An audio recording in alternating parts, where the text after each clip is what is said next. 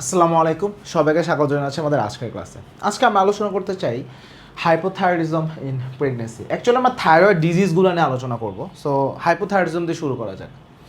So thyroid disorder এখানে hypothyroidism এখানে একটা মেজর রিজন হচ্ছে আয়োডিন ডেফিসিয়েন্সি।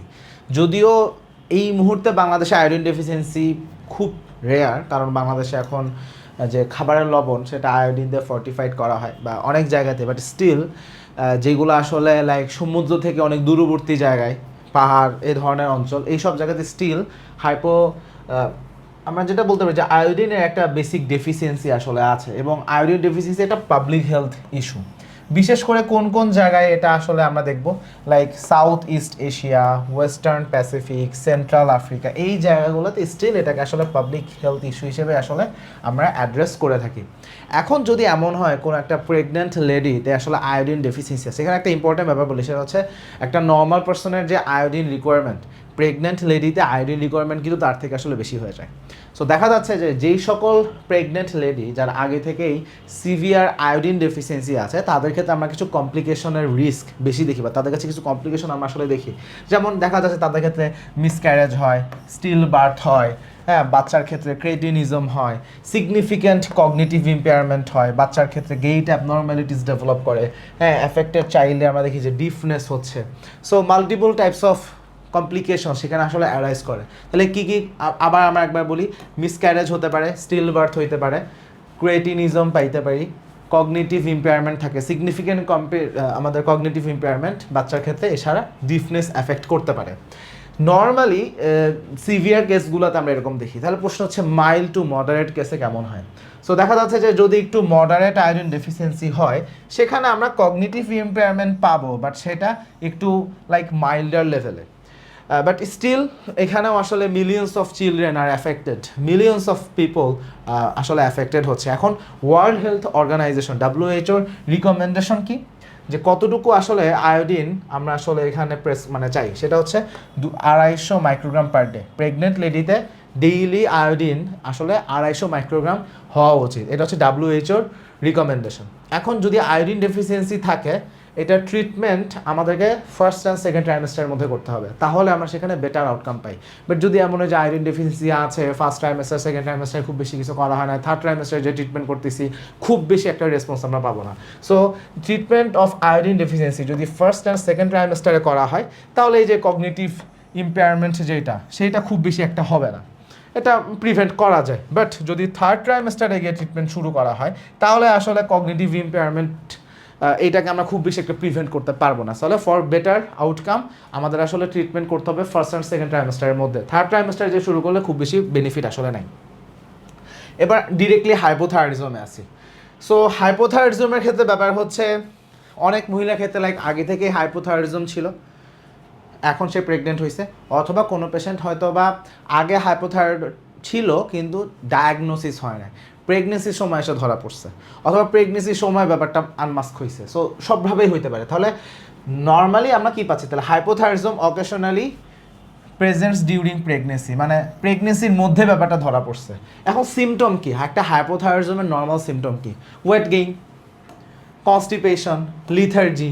এখন সত্যি কথা হচ্ছে সেম প্রবলেম জাস্ট একটা নর্মাল প্রেগনেন্সিতেও হইতে পারে। নর্মাল প্রেগনেন্সিতেও ওয়েট গেইন হয়, নর্মাল প্রেগনেন্সিতেও কনস্টিপেশন হয়, নর্মাল প্রেগনেন্সিতে লিথার্জি থাকলেও থাকতে পারে। তাহলে এই সিমটম আর হাইপোথাইরয়েডিজমের সিমটম তো আসলে almost similar. So sometime it is very difficult to distinguished, it is very difficult to diagnose. যদি আগে থেকে ডায়াগনোসড হয় সেটা তো পাইলামই, কিন্তু নতুন পেশেন্টের ক্ষেত্রে ক্লিনিক্যালি ডায়াগনোসিস করা একটু টাফ, কারণ নর্মাল প্রেগনেন্সিতেও সিমিলার সিমটম থাকে। সো আমাদের আসলে এখানে পেশেন্টকে ইনভেস্টিগেট করতে হয়, আমরা আসলে TSH লেভেলগুলো আসলে দেখতে চাই। সো ডায়াগনোসিসটা আসলে এই জন্য খুব ইজিলি মিস হয়ে যায়, কারণ সিমটমগুলো common in normal pregnancy. So আমাদের যদি সাসপিশন থাকে, আমরা আসলে থাইরয়েড ফাংশন টেস্ট করি। এখন থাইরয়েড ফাংশন টেস্টে আমি কী কী দেখতে চাই? থাইরয়েড ফাংশন টেস্টে আমি আসলে দেখতে চাই একটা TSH লেভেল দেখতে চাই, ফ্রি T3, ফ্রি T4। আমি কিন্তু টোটাল T3 টোটাল T4 দেখি না, আমি আসলে ফ্রি T3 ফ্রি T4 এগুলো দেখি। সো আমি একটা TSH চেক করবো, TSH ডেফিনেটলি বেশি থাকবে, একটা রেইজড TSH লেভেল থাকবে, এবং ফ্রি T4 লেভেলটা আমরা লো পাবো। তাহলে এখানে আমার TSH অ্যান্ড T4 এই দুইটা হচ্ছে আমার মূল প্যারামিটার। এখন রেফারেন্স রেঞ্জ আমরা আসলে কীভাবে চিন্তা করি যে প্রেগনেন্সিতে এসে রেফারেন্সেস কিন্তু বদলে যায়। Like the references for thyroid function test একটা নর্মাল নন প্রেগনেন্ট লেডিতে যেমন হবে, প্রেগনেন্সিতে কিন্তু সেটা হবে না, প্রেগনেন্সিতে কিন্তু সেটা একটু ডিফারেন্ট হবে। সো এই জিনিসটাকে আমাদেরকে অবশ্যই ডাটা ইন্টারপ্রিটেশনের সময় মাথায় রাখতে হবে। এখন যদি কোনো পেশেন্টের আসলে হাইপোথাইরয়েডিজম থাকে, উইমেন উইথ হাইপোথাইরয়েডিজম, সো তাদের ক্ষেত্রে আমাদের ম্যানেজমেন্ট প্রোগ্রাম কী হবে? সো বেসিক হচ্ছে লাইক একটা পার্সন আগে থেকে হাইপোথাইরয়েড ছিল, আগে থেকেই, সো বিফোর কনসেপশন আমাদের টার্গেট থাকবে সেজন্য অপটিমাম লেভেলের থাকে। তাহলে অপটিমাম ডিজিজ কন্ট্রোল আসলে অনেক আগে থেকে এইম করা উচিত বিফোর কনসিভিং, মানে বিফোর গেটিং প্রেগনেন্ট, তার আগে আসলে অপটিমাম কন্ট্রোলে আসলে আসা দরকার। এবং থ্রু আউট দ্য প্রেগনেন্সি এই অপটিমাম কন্ট্রোলটা ম্যানেজ কন্টিনিউ করতে হবে। তাহলে এখানে দুইটা কনসার্ন, এক ডিউরিং প্রেগনেন্সি তো অপটিমাম কন্ট্রোল দরকার, বাট কনসিভ করার আগে থেকেই আসলে অপটিমাম কন্ট্রোল দরকার। এখন যদি কন্ট্রোল না হয় বা ট্রিটমেন্ট ঠিকমতো না হয়, তাহলে আনট্রিটেড কেসে কী হয়? আনট্রিটেড হাইপোথাইরয়েডিজমের ক্ষেত্রে আমরা অনেকগুলো প্রবলেম দেখি, মিসক্যারেজ হতে পারে, প্রি এক্লাম্পসিয়া হতে পারে, পেশেন্টের অ্যানিমিয়া থাকতে পারে। So very very very important. তাহলে যদি এটা ট্রিটেড না হয় তাহলে এই কমপ্লিকেশনসগুলো সেখানে অ্যারাইজ করতে পারে। এখন প্রেগনেন্সির মধ্যে আমাদের করণীয় কী? লাইক একটা পেশেন্ট হাইপোথাইরয়েড, প্রেগনেন্সির মধ্যে প্রত্যেক ট্রাইমেস্টারে আমরা অ্যাটলিস্ট একবার করে হলেও থাইরয়েড ফাংশন টেস্ট আসলে করতে হবে। তাহলে প্রত্যেক এই প্রেগনেন্ট লেডিতে প্রত্যেক ট্রাইমেস্টার, ইন এভরি ট্রাইমেস্টার আমাদেরকে থাইরয়েড ফাংশন টেস্ট আসলে করতে হবে। এবং এই যে রেজাল্ট পাবো সেই রেজাল্ট অনুযায়ী যদি প্রয়োজন হয় তাহলে সেই অনুযায়ী ডোজ অ্যাডজাস্ট করতে হবে। এখন যখন আমি ডোজ অ্যাডজাস্ট করলাম, এখানেই কিন্তু খেলা শেষ না। ডোজ অ্যাডজাস্ট করার পরে 4 থেকে 6 সপ্তাহ পরে আবার থাইরয়েড ফাংশন টেস্ট করতে হবে। তাহলে 4 থেকে 6 সপ্তাহ পরে আবার থাইরয়েড ফাংশন টেস্ট করতে হবে টু সি এনি অল্টারেশন, যে আমি যে ওষুধ ডোজ অ্যাডজাস্ট করলাম আসলে ইমপ্রুভমেন্ট হলো না, কী অবস্থা সেটাকে দেখতে হবে। তাহলে প্রত্যেক ট্রাইমেস্টার অ্যাটলিস্ট একটা করে টেস্ট করব। এবং যদি আমাদের ডোজ অ্যাডজাস্ট করার আগে, ডোজ অ্যাডজাস্ট করার 4 থেকে 6 সপ্তাহ পরে আবার টেস্ট করে দেখতে হবে যে কতটুকু কী চেঞ্জ হলো। এখন থাইরক্সের ডোজের ব্যাপারটা হচ্ছে, থাইরক্সিন তো আমরা প্রোভাইড করতেছি ডিউরিং প্রেগনেন্সি, আসলে থাইরয়েড হরমোন বেশি দরকার হয়। সো থাইরয়েড হরমোন বেশি দরকার হলে স্বাভাবিকভাবে থাইরক্সিনের ডোজটা প্রেগনেন্সিতে আসলে বাড়তে পারে বা বাড়ানো লাগে আসলে। এখন কথা হচ্ছে টিএসএইচ লেভেল দেখে তো আমরা আসলে মনিটর করি। সো টিএসএইচের আমাদের আসলে কতটুকু থাকা উচিত, আমাদের টার্গেট হচ্ছে এটা যেন আড়াই, আমরা যদি 2.5-এর নিচে থাকে আমরা যেন দেখি 2.5 মিলি ইউনিট পার লিটার, এর থেকে যেন নিচে থাকে যখন আমি ট্রিটমেন্ট করতেছি প্রায়র টু প্রেগনেন্সি। আচ্ছা, এখন আসি সাবক্লিনিক্যাল হাইপোথাইরয়েডিজম। সাবক্লিনিক্যাল হাইপোথাইরয়েডিজম আসলে বেশ কমন। এখন সাবক্লিনিক্যাল হাইপোথাইরয়েডিজমের ট্রিটমেন্ট করব নাকি করব না এগুলো নিয়ে কথা আসতে পারে, কিন্তু ট্রিটমেন্ট করলে আমাদের মানে খুব বেশি কিছু হলো বা না করলে খুব খারাপ কিছু হলো, ব্যাপারটা এরকম আসলে আমরা কমনলিভাবে দেখি না। So subclinical hypothyroidism is more common, এবং এখানে there is no evidence that treating women with subclinical hypothyroidism is beneficial. এখানে আরেকটা কথা আছে যে অ্যান্টি টিপিও অ্যান্টিবডি, যে সকল পার্সনের অ্যান্টি টিপিও অ্যান্টিবডি নেগেটিভ এবং সাবক্লিনিক্যাল হাইপোথাইরয়েডিজম, সেখানে আসলে ট্রিটমেন্ট করলে আমি খুব বেশি বেনিফিট পাচ্ছি, ব্যাপারটা আসলে এরকম কোনো ডাটা আমাদের হাতে আসলে নাই। এখন যেই সকল পেশেন্ট হাইপোথাইরয়েডিজম আছে এবং অ্যান্টি টিপিও অ্যান্টিবডি পজিটিভ, সেখানে আমাদের কনসিডারেশন কি? এইখানে ট্রিটমেন্টের সময় গোলটা একটু ডিফারেন্ট হয়ে যাবে।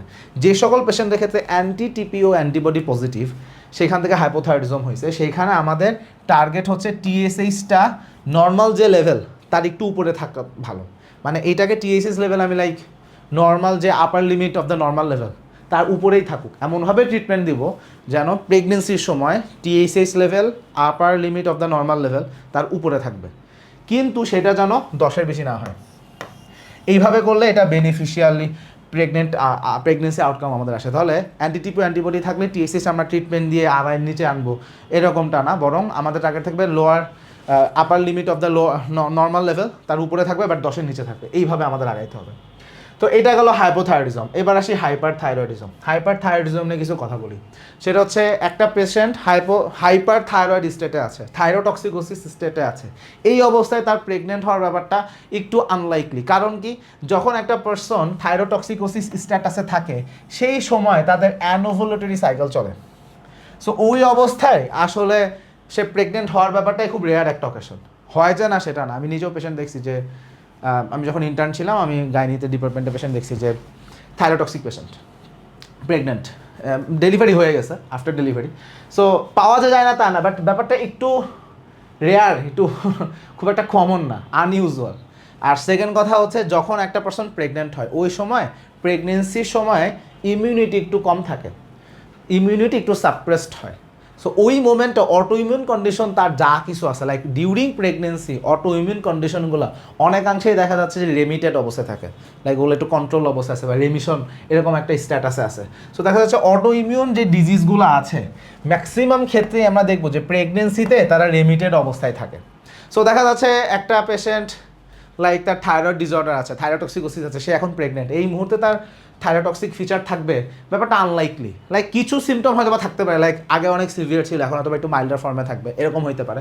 বাট মূল কথা হচ্ছে যে এইটা যে basically the symptoms tend two remit during pregnancy. কেন? বিকজ হচ্ছে ইমিউন রেসপন্সটা আসলে সাপ্রেসড হয়ে যায়, ম্যাটারনাল ইমিউন রেসপন্সটা অ্যাকচুয়ালি কম থাকে। এখন কথা হচ্ছে থাইরয়েড ফাংশন টেস্ট যখন আমরা চেক করবো এখানে আমাদের কিছু জিনিস মাথায় রাখতে হবে, সেটা হচ্ছে টোটাল T3 T4 আমরা দেখবো না, আমরা দেখবো ফ্রি T3 ফ্রি T4, এটা TSH লেভেল দেখবো ডেফিনেটলি, ফ্রি T3 দেখবো, ফ্রি T4 দেখবো। তাহলে আমরা এইভাবে আসলে দেখবো, এখানে মাথায় রাখতে হবে যে আমাদের থাইরয়েড ব্লাইন্ডিং গ্লোবিউলিনের হিসাবটা মাথায় রাখতে হবে। So total T4 total T3 level এটা কিন্তু আসলে বেশিই হবে, এটা যদি টোটাল T3 টোটাল T4 দেখি প্রেগনেন্সিতে এটা বেশি হবে। সো এইটা দেখে লাভ নাই, আমরা আসলে ফ্রি T3 ফ্রি T4 দেখবো, আর এখানে আমরা TSH তো আসলে দেখবো। এখন normal range for TSH in case of pregnancy actually lower হবে, লাইক একটা নর্মাল পার্সন, একটা নর্মাল লেডি যে প্রেগনেন্ট না তার TSH এর নর্মাল ভ্যালু একটা প্রেগনেন্ট লেডি TSH এর নর্মাল ভ্যালু কখনো সেম না। সো কি প্রেগনেন্ট লেডির ক্ষেত্রে TSH এর নর্মাল ভ্যালু, সো এটা বেসিক্যালি একটু লোয়ার, এটা বেসিক্যালি একটু লোয়ার। এখন এরপরেও গ্রেভস ডিজিজের ব্যাপারটা হচ্ছে যে fully suppressed TSH, fully suppressed TSH এটা নর্মালি ইন্ডিকেট করবে গ্রেভস ডিজিজ। যে একটা পেশেন্ট যদি আমরা দেখি যে একদম টোটালি সাপ্রেসড TSH, তাহলে আমরা ক্লিনিক্যালি বুঝে যাব this is a patient with grave disease.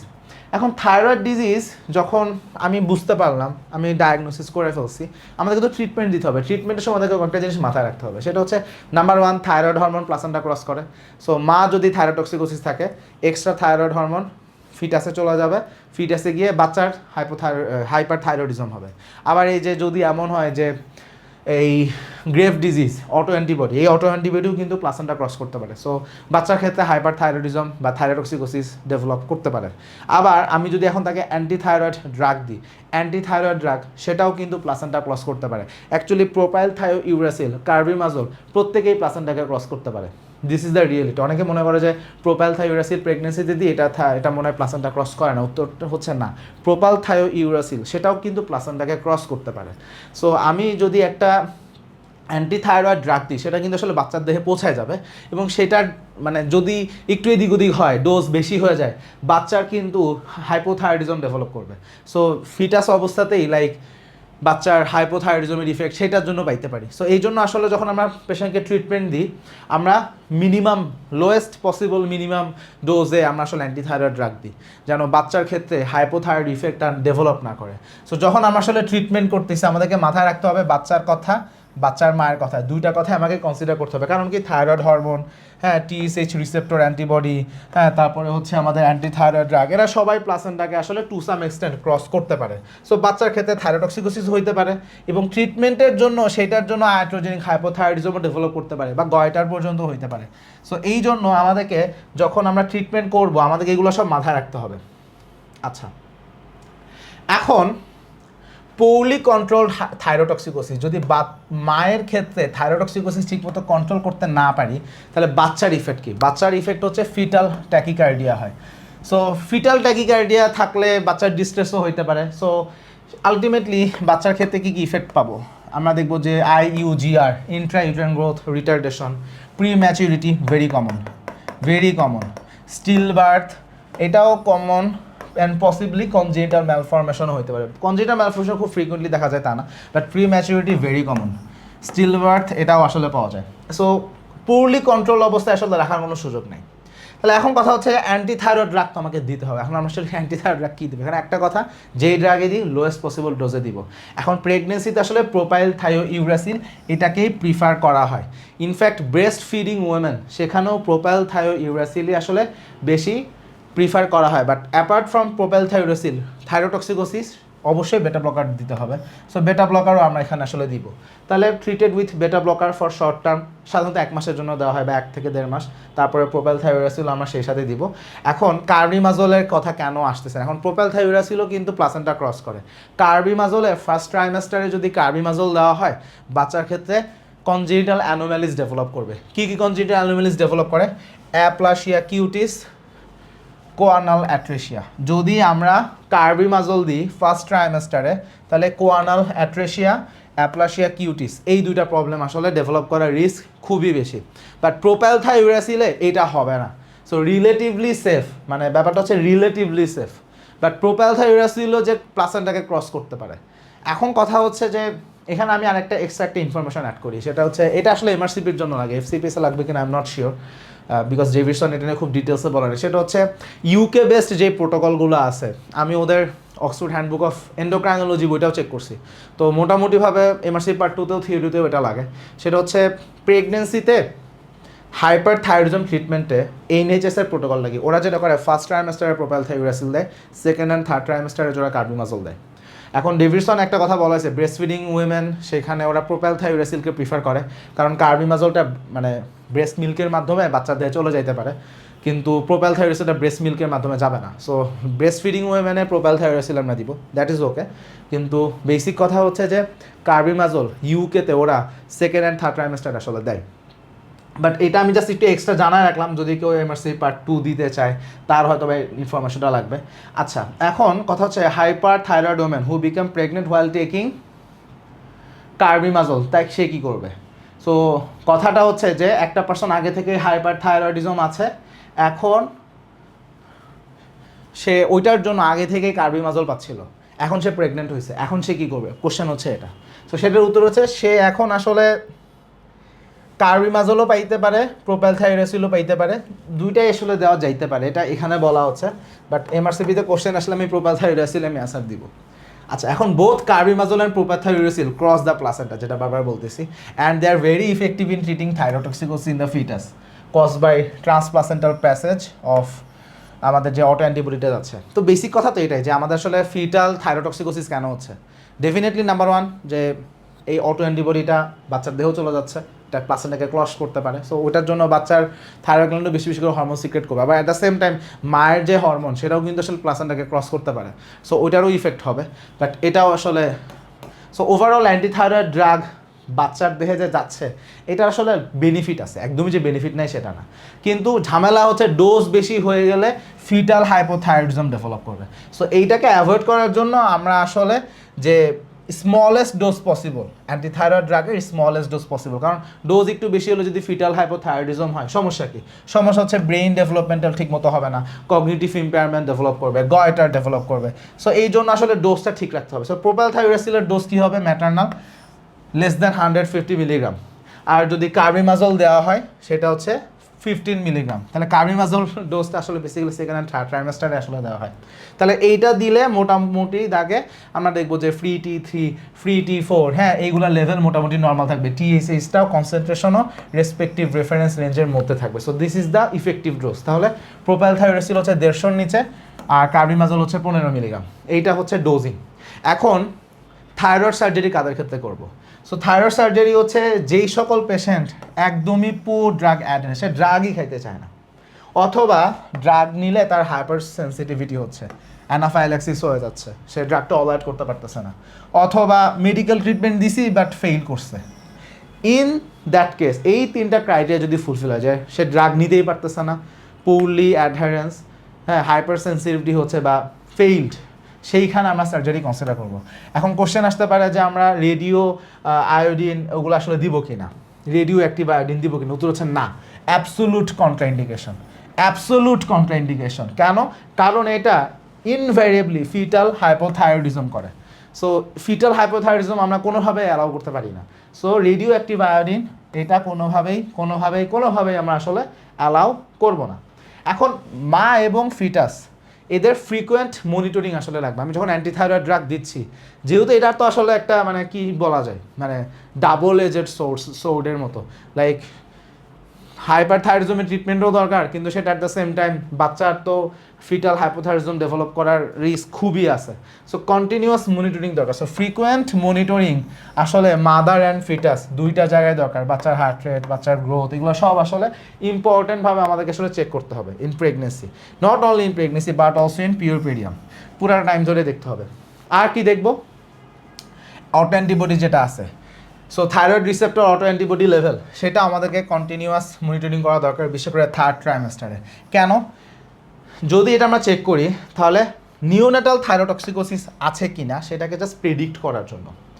So তাহলে আমরা নিওনেটাল থাইরোটক্সিকোসিস ডেভেলপ করতে পারে কি না সেটাকে প্রেডিক্ট করার জন্য থার্ড ট্রাইমেস্টারে গিয়ে আমরা আসলে এই সেরাম, আমরা থাইরয়েড রিসেপ্টর অটো অ্যান্টিবডি যেটা আছে সেটার লেভেলটাকে চেক করব। আচ্ছা, পরের কথা হচ্ছে যে ডেলিভারি হয়ে গেছে, এখন হচ্ছে গিয়ে ব্রেস্ট ফিডিং। ব্রেস্ট ফিডিং টাইমে প্রোপাইলথাইরোডাসিল দেওয়া হয়, কারণ এটা মিল্কের সাথে খুব কমই যায়, কিন্তু কার্বিমাজল ব্রেস্ট মিল্কের সাথে বেশি পরিমাণে যায়। সো এই জন্য কার্বিমাজল না দিয়ে প্রোপাইলথাইরোডাসিলটাকে আসলে বেশি প্রিফার করা হয়।